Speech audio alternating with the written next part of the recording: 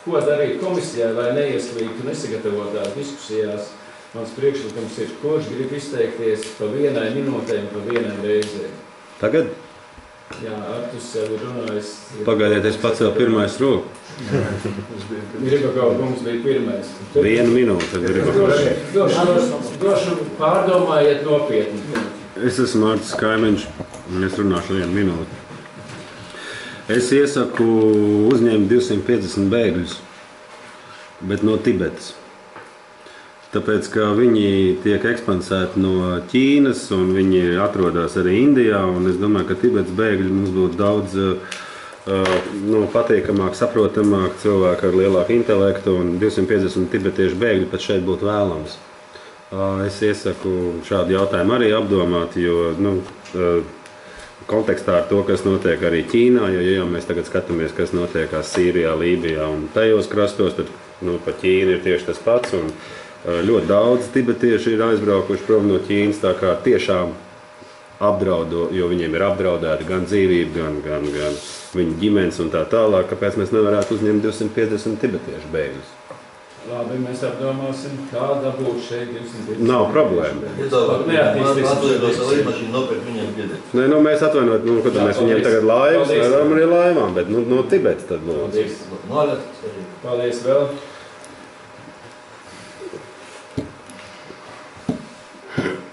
Vairāk nav, jā. Tad varbūt vēlreiz es varētu atkārtot savu priekšlikumu. Jā, replikāja tad jā. Bet vai ir zināms, ka tie tibetieši tiešām grib uz Latviju? Jā, es esmu Tibetas sadraudzības tajā grupā, kas ir, un mums ir, komunikācija notiekās ar visiem vēstniekiem no turienes, un tā situācija ir drausmīga, kas tur notiek Ķīnā. Viņi... Paldies, 1 minūte beigsies. Pagaidiet, es 1 minūte beidzu, es sāku 2 minūti, jo pa vidu cits ierunājās, jo tas nebija mans laiks vairāk. Ko jūs man atņemat laiku? Nē, es tiešām saku pa Tibetu. Ņemam tibetiešu bēgļus.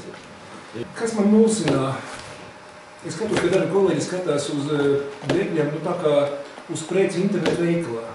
Par Alibaba, piemēram, no Ķīnas pasūtīt tas, kas patīk. Tad man šķiet, ka daži domā par cilvēkiem kā par precēm. Ja? Tad pasūtīsim to skaistāko, varbūt jaunāku.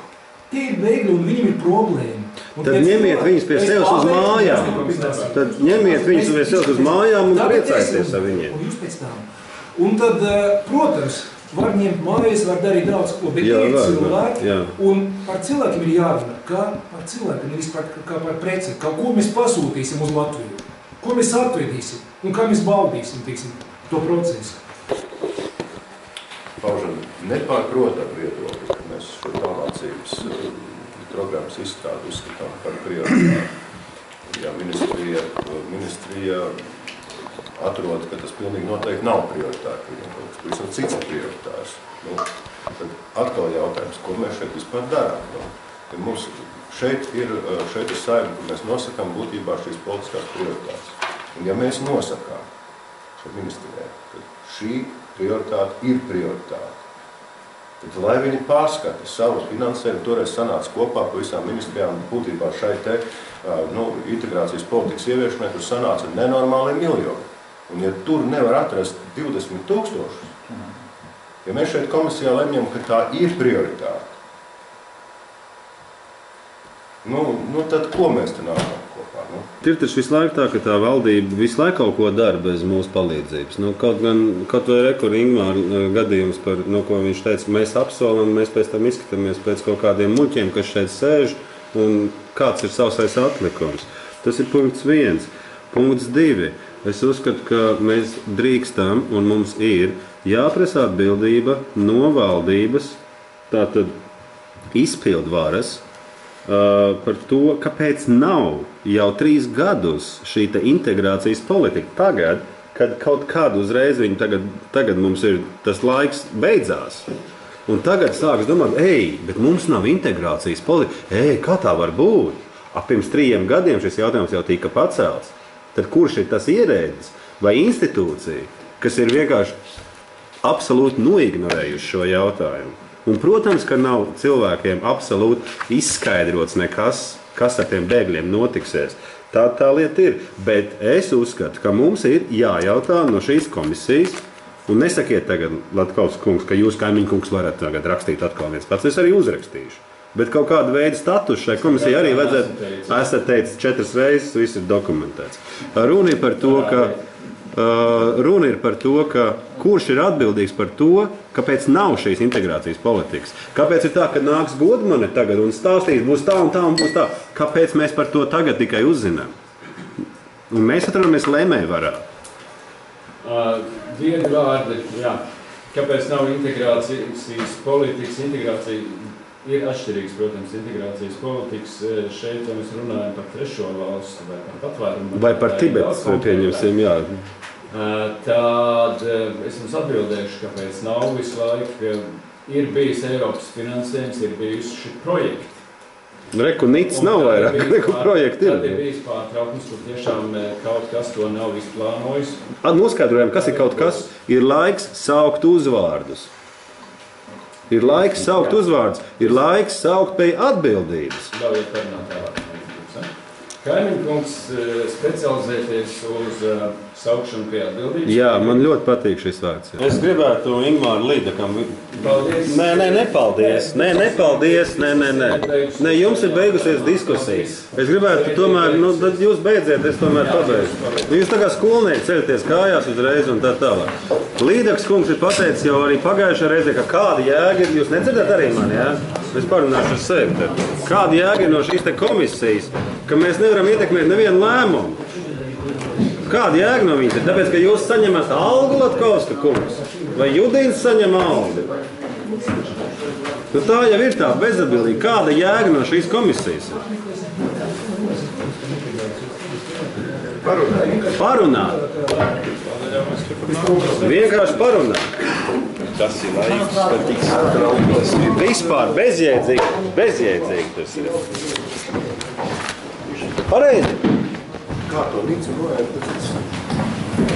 Tie ir tavi vārdi, kuriem es pievērdojos. Šī bija pilsonības migrācijas sēde, kur vada Nacionālās apvienības pasāciens Latkovskis Ilmārs, kurš, kā jau teicu, saņem algu par šo pasākumu, ka vada, tad vēl Judins saņem, bet tie visi ir koalīcijas pārstāvji. Tas nozīmē, ka Nacionālā apvienības ZZS, kas, starp citu, Līdakam nepatīk, ka mēs vienkārši mūldam tajā komisijā un neko nedaram.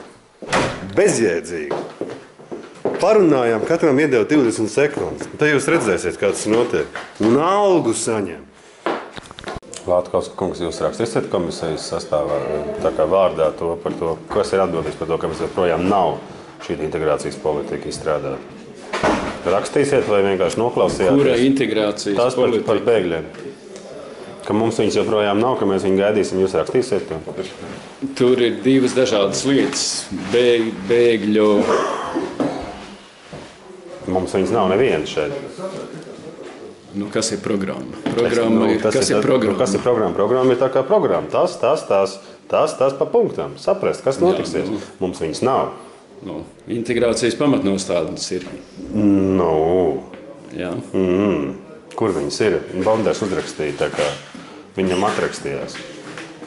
Nav. Es nezinu, mēs tā kā, jums gribās, tā kā negribās to status tajā komisijā pacelt augšā. Šie ir tie jautājumi. Bet tāpat ceļam, ko? Bet es taču tev saku, ceļam augšā. Kurš ir atbildīgs? Rakstam vēstuli, kāpēc tas nav? Vārds uzvārds. Kā lūdzu? Te rakstam. Tad atkal man jāraksta. Vai jūs rakstīsiet, vai vienkārši parakstīsieties arī apakšā? Kā mēs darām? Rakstam. Tad kas rakstīs? Rakstīsim mēs un parakstīsiet jūs. Ok. Kad jūs uzrakstīsiet? Kad jūs uzrakstīsiet? Parakstīties? Jā. Es parakstīties varu tagad kaut kā uz sitienu.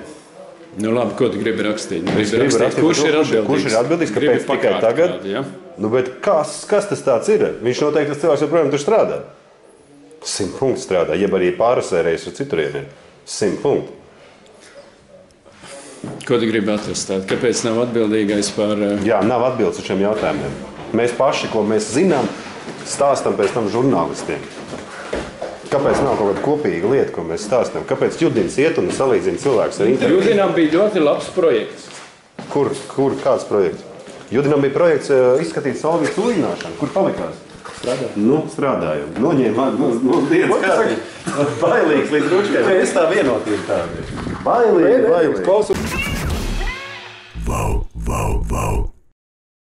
Valdis Dombrovskis, kura pārvaldībā bija ekonomikas ministrija, kurš ministrs toreiz bija Kampars, un valsts sekretārs ekonomikas ministrijai bija Andrijs Matīs, kurš veiksmīgā rezultātā pēc tam aizrotēja uz satiksmes ministra valsts sekretāra amatu. Pēc tam Kampara vietā, ja nemaldos, nāca Pavļots, bet 10. gadā uzreiz, pašā 1. mēnesī janvārī, un Pavļota un Matīs vietā nāca Pūce. Manuprāt, šie 5 cilvēki, atvainojiet, ir jāsauc pie atbildības